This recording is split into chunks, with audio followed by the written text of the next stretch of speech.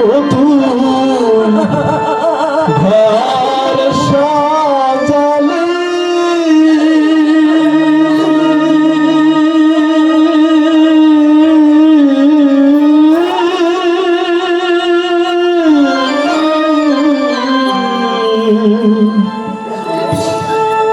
সাজানো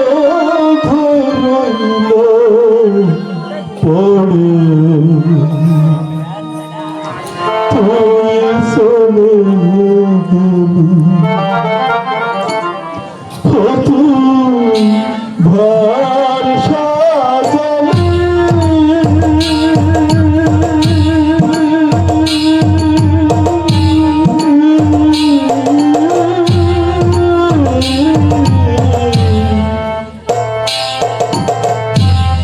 সাজানো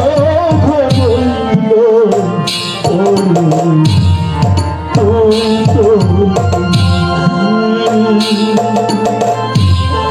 সাজানো ঘরইল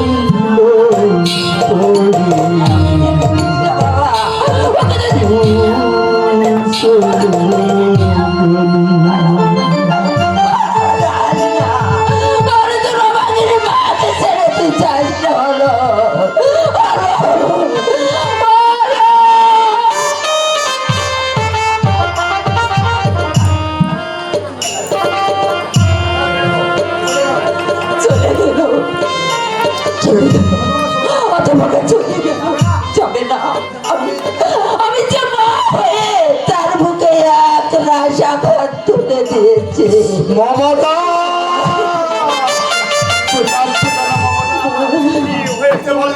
মমতা বাড়িতে অলক্ষ দেখলাম কাঁদতে কাঁদতে বাড়ি থেকে সে কথা তুমি জানতে ছিল না আমি সে কথা তোমাকে বলতে পারবো না সে আঘাত তুমি সইতে পারবে না এই পৃথিবীতে আর কত বড় আঘাত আছে সব আঘাত যখন আমি সহ্য করেছি তোমার ভয় নেই মমতা বলো বলো কাঁদতে কাঁদতে চলে গেল কেন জানি না আমি জানি না আমি কিচ্ছু জানি না আমি কিচ্ছু বলতে পারবো না যা সত্য এখন রেখে কোনো লাভ নেই আর না হোক কাঁদতে প্রকাশ পাবেন কি সত্য দিব্যেন্দু বল কি সত্য আলোক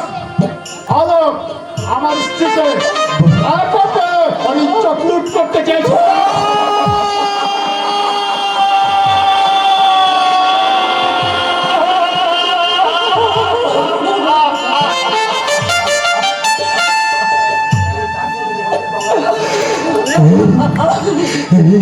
কিন্তু তার ছেলে বলে যদি বলছি বাবা আমি দেখে এলাম ওই গঙ্গার জল শুকিয়ে গেছে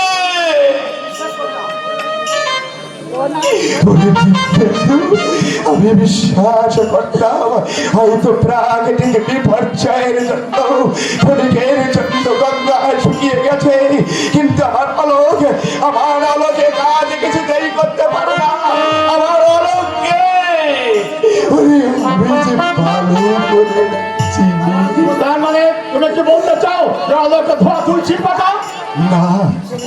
না না দিব্যেন্দু আমি তা বলছি না তবে একটা কথা শুনে না দিব্যেন্দু সে নিজে পুড়ে ছাই হয়ে যাবে তার সেই আগুনে পাশের কাউকে কখনো ফুটতে দেবে না ওরে দিব্যেন্দু আলোকের বিন্দু মাত্র পরিচয় যদি তোর ভিতরে থাকতো তাহলে একবার তাকিয়ে দেখ তার এই পরিস্থিতি হতো না দেখেছো তুমি এইভাবে ছোট ছেলের নামে ছাপাই গাইছে আসলে এরা তোমাকে মোটেও সহ্য করতে পারে না সে আমি জানি তবু সে আমি জানি ওরা আমার সুখ শান্তি একেবারে